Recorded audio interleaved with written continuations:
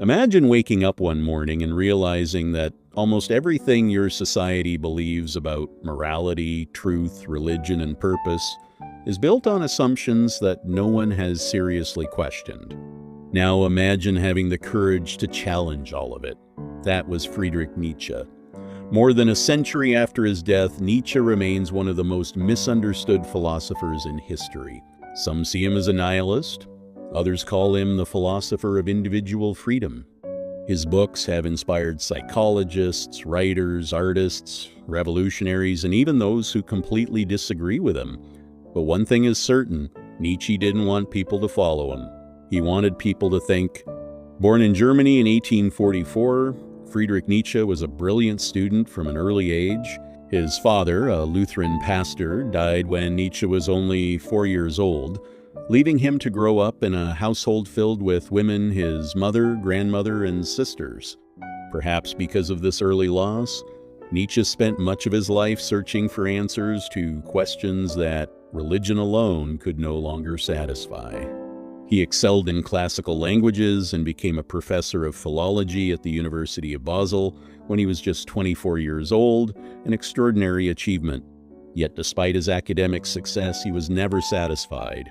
He believed universities were preserving old ideas instead of creating new ones. Eventually, poor health forced him to resign. Ironically, losing his prestigious position gave him something even more valuable: freedom. Nietzsche spent the following years traveling through Europe, living mostly alone, writing books that almost nobody bought. He suffered from chronic migraines, severe eye problems, digestive illnesses, and loneliness. Many publishers rejected his work. Few people understood him. He wasn't famous. He wasn't wealthy. And yet he continued writing as if he were speaking to future generations rather than his own. In many ways, he was right. Perhaps Nietzsche's most famous statement is this: "God is dead." It's one of the most quoted and most misunderstood sentences in philosophy. He wasn't celebrating the death of a divine being. He wasn't claiming that God had literally died. Instead, he believed that modern science, reason, and the Enlightenment had gradually destroyed the foundation upon which European civilization had built its values. For centuries, morality came from religion, meaning came from religion, purpose came from religion. But what happens when people stop believing? Nietzsche's answer was simple: a dangerous emptiness appears. He feared that without shared beliefs, society would fall into nihilism, the belief that life has no meaning, no purpose, and no value. Ironically, Nietzsche wasn't trying to create nihilism. He was warning us about it. He believed humanity faced a crossroads. One path led to despair. The other required something much more difficult: creating meaning for ourselves. According to Nietzsche, we cannot simply inherit purpose from tradition forever. At some point, each individual must become the author of their own values. This was an incredibly radical idea. Instead of asking, "What should I believe?" Nietzsche asked, "What kind of person should I become?" One of his most famous concepts is the Ubermensch, often translated as the Overman or Superman. Unfortunately, this idea has been heavily distorted throughout history. Nietzsche was not talking about a superior race. He wasn't promoting political domination. He wasn't describing someone born better than everyone else. The Ubermensch is an ideal, a person who overcomes fear, who refuses to let society dictate every belief, who creates values instead of merely accepting inherited ones. Someone constantly becoming stronger not through power over others, but through mastery over themselves.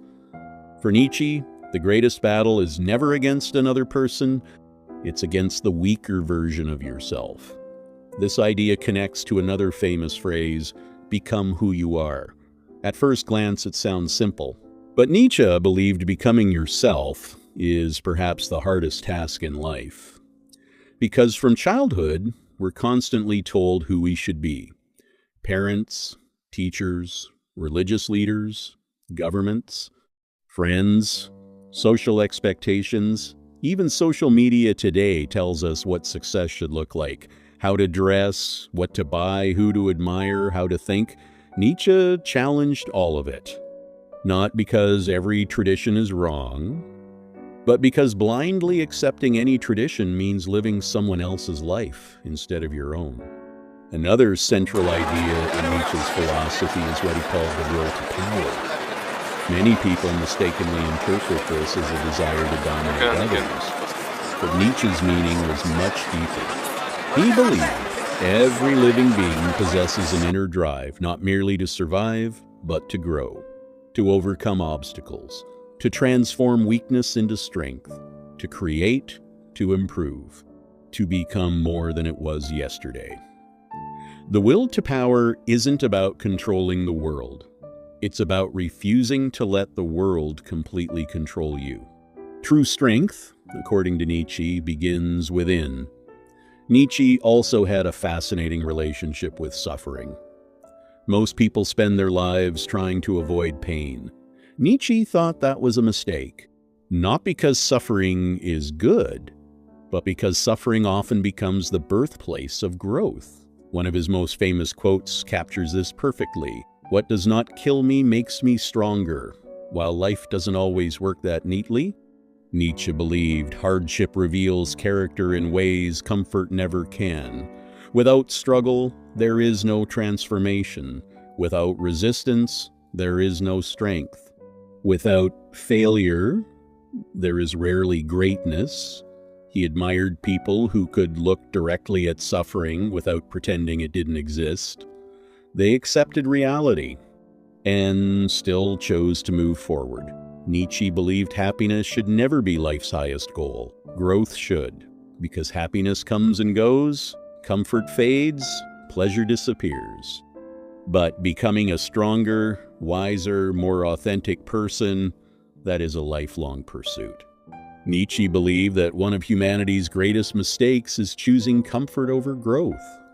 Most people avoid pain, uncertainty, and failure because they are uncomfortable. But according to him, comfort rarely creates greatness. Every meaningful achievement demands struggle, sacrifice, and courage. The strongest people are not those who never suffer, but those who transform suffering into wisdom. Rather than asking, "Why is this happening to me?" Nietzsche believed we should ask, "What can I become because of this?" His philosophy encouraged resilience, responsibility, and constant self-improvement. One of his most thought-provoking ideas is eternal recurrence. Imagine being told that you must live your exact life again and again, forever. Every success, every mistake, every heartbreak, every joyful moment would repeat endlessly. Would you accept that life with joy or regret it? Nietzsche wasn't making a scientific claim.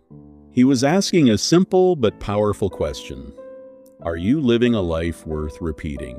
If not, what needs to change? The idea challenges us to take responsibility for the choices we make every day. Nietzsche also introduced the distinction between master morality and slave morality. Master morality values courage, ambition, confidence, creativity, and excellence. Slave morality values humility, obedience, and self-sacrifice. His point wasn't that kindness is wrong, but that societies sometimes discourage greatness by treating ambition and strength as something suspicious. He believed people should strive to become the best version of themselves instead of settling for mediocrity. Because of these ideas, Nietzsche has often been misunderstood. After his death, parts of his work were manipulated for political purposes, especially by the Nazi regime. However, Nietzsche himself criticized nationalism, rejected anti-Semitism, and distrusted mass political movements. Most historians agree that many of the political meanings attached to his philosophy were distortions made after he could no longer defend his own work. In 1889, Nietzsche suffered a mental collapse in the Italian city of Turin. According to the famous story, he saw a horse being whipped, embraced the animal in tears, and then collapsed himself.